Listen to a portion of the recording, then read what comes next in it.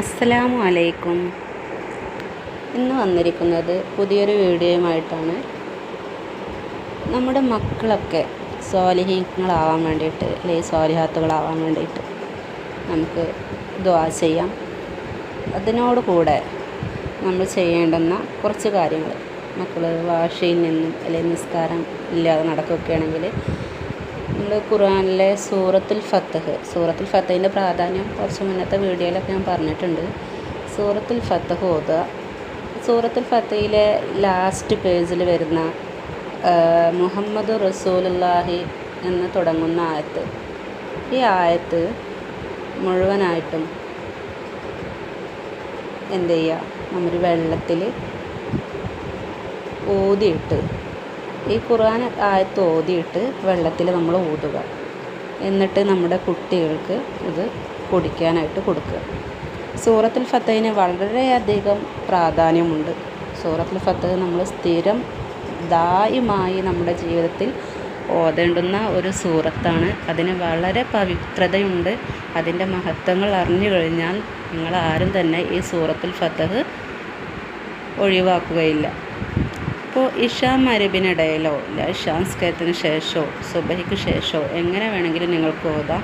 കുട്ടികൾ സ്വാലിഹാവുക എന്നുള്ള നിയ്യത്തോട് കൂടിയിട്ട് സ്വാലിഹാവാൻ വേണ്ടിയിട്ട് നമ്മളൊരു ജഗ്ഗിൽ വെള്ളം എടുത്തിട്ടോ അല്ലെങ്കിൽ ഒരു കപ്പിലോ ഒരു ഗ്ലാസ്സിലോ എങ്ങനെയായാലും കുഴപ്പമില്ല, നമ്മൾ ആ വെള്ളത്തിലേക്ക് സൂറത്തുൽ ഫത്തഹിൻ്റെ ലാസ്റ്റ് വരുന്ന ആയത്ത് മുഹമ്മദ് റസൂലുള്ളാഹി തുടങ്ങുന്ന ആയത്ത് ഓതുക. അതിനോട് കൂടെ യാ ഹാദി യാ അള്ളാഹ്, അള്ളാഹുവിൻ്റെ ഇസ്മാണ്. ഈ ഇസ്മ നിങ്ങൾക്ക് കഴിയുന്നത് എത്രയാണോ, ചുരുങ്ങിയതൊരു 11 അല്ലെങ്കിൽ ഒരു 13 21 വട്ടോ, അങ്ങനെ എങ്ങനെ ഓതിയാലും എങ്ങനെ പറഞ്ഞാലും കുഴപ്പമില്ല.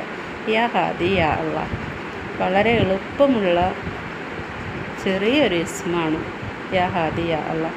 ഇതും വെള്ളത്തിലൊന്ന് ഊതുക. അതുപോലെ യാ ലത്തീഫു യാ അള്ളാഹ്, ഇതും അള്ളാഹുവിൻ്റെ മറ്റൊരു ഇസ്മാണ്.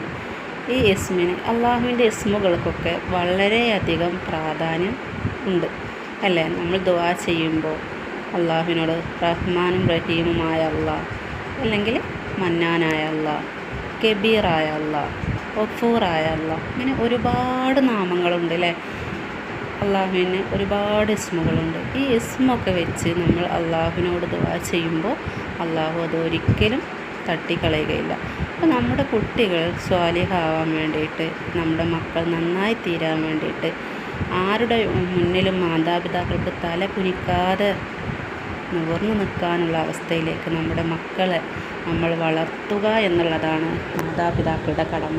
അപ്പോൾ അതിനോട് കൂടെ യാ ലത്തീഫ് യാ അള്ളാഹ് എന്നതിൻ്റെ കൂടെ യാ മുത്തക്കബ്ബിറു യാ അള്ളാഹ് എന്നും കൂടെയുള്ള ഇസ്മ, എല്ലാ ഇസ്മുകളും ഒന്നിന് ഏറെ പ്രധാനമാണെന്ന് പറഞ്ഞതുപോലെ എല്ലാ ഇസ്മുകളും വളരെയധികം പ്രാധാന്യമുള്ള ഇസ്മുകളാണ്. ഏത് ഇസ്മ വേണമെങ്കിലും നമുക്ക് യൂസ് ചെയ്യാം. ഏത് ഇസ്മ വെച്ചും അള്ളാഹുവിനോട് നമുക്ക് പ്രാർത്ഥിക്കാം. നമ്മുടെ പ്രാർത്ഥന പോലെ, നമ്മുടെ തഖ്വ പോലെ ഇരിക്കും നമ്മുടെ പ്രാർത്ഥനയ്ക്കുള്ള ഉത്തരവും എന്നുള്ളത്.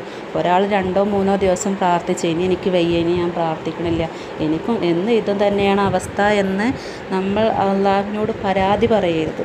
നമ്മൾ അള്ളാഹുവിനെ ഇഷ്ടപ്പെട്ട് പ്രാർത്ഥിക്കലും ഭയപ്പെട്ട് പ്രാർത്ഥിക്കലും രണ്ടും രണ്ടാണ്. നമ്മൾ അള്ളാഹുവിനെ ഇഷ്ടപ്പെട്ട് ചെയ്യുക. എന്ത് കാര്യങ്ങളും ഇഷ്ടപ്പെട്ട് ചെയ്യുന്നതും ഭയപ്പെട്ട് ചെയ്യുന്നതും രണ്ടും രണ്ടാണ്. ഭയം വേണം അള്ളാഹുവിനെ, അതിനേക്കാളേറെ നമ്മൾ അള്ളാഹുവിനെ ഇഷ്ടപ്പെട്ടിട്ട് കൊണ്ടായിരിക്കണം ഏത് ഇബാദത്തും ചെയ്യേണ്ടത്. അതിനുള്ളൊരു ഫലം വേറെ തന്നെയാണ്.